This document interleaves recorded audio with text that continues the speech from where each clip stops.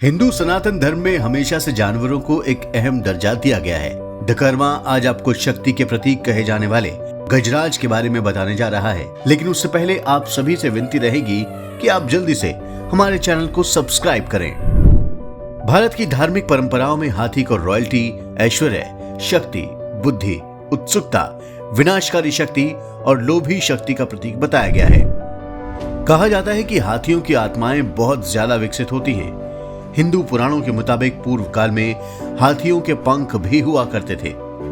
किसी महत्वपूर्ण इंसान और ऋषि के जन्म से पहले माताओं को सपने में हाथी दिखाई देने का किस्सा भी कई बार सामने आया है।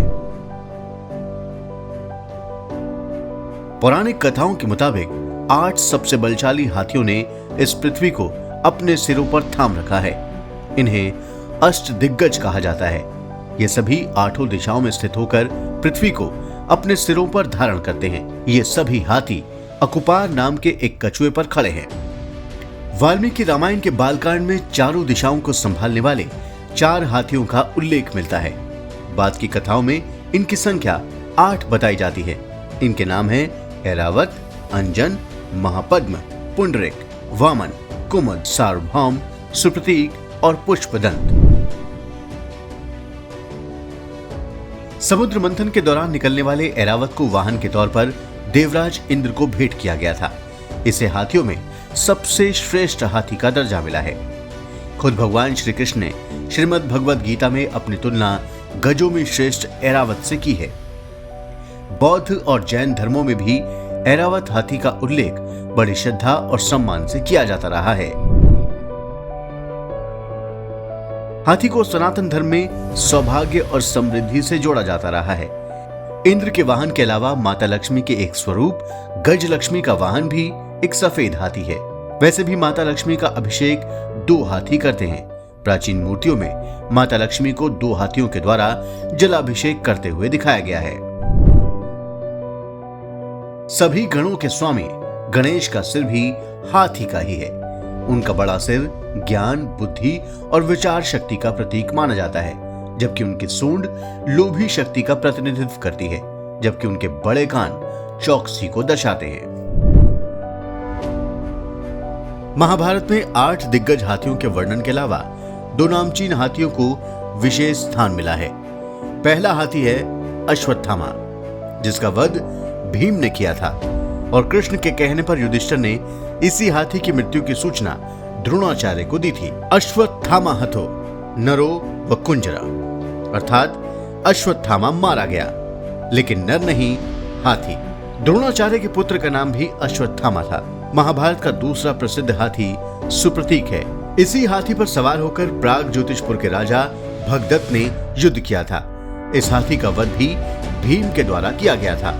महाभारत में कौरवों की राजधानी हस्तिनापुर का नाम भी हस्ती अर्थात हाथी पर पड़ा है।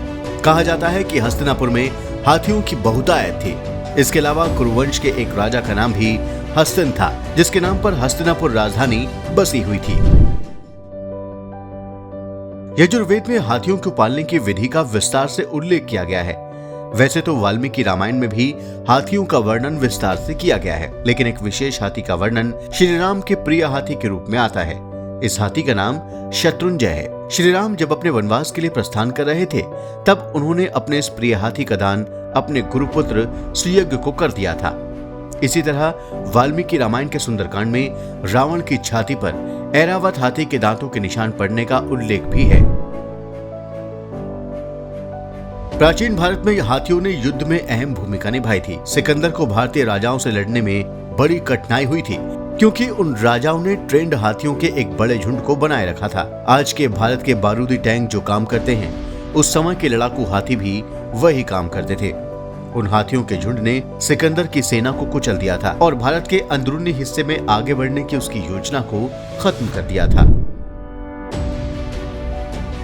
राजाओं ने हाथियों को सिर्फ युद्ध तक ही सीमित नहीं रखा, बल्कि निर्माण कार्य और जंगलों की सफाई में भी उन्हें नियुक्त किया गया था। कुछ समय पहले तक हाथियों का इस्तेमाल दूर दराज के इलाकों में सड़कें बनाने और लकड़ी ढोने के लिए किया जाता था। भारत में हाथियों के नाम पर राजवंश भी हुआ करते थे। जैसे कि गजपति नाम के एक राजवंश ने दक्षिणी और पूर्वी भारत के कुछ हिस्सों पर शासन किया है।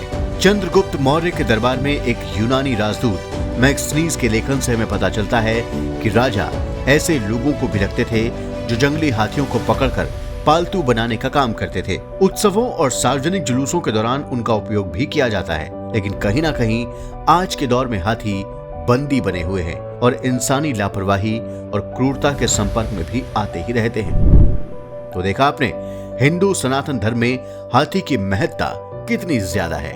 अगर आपको हमारा ये वीडियो पसंद आया हो तो इसे लाइक और शेयर जरूर करें। नमस्कार।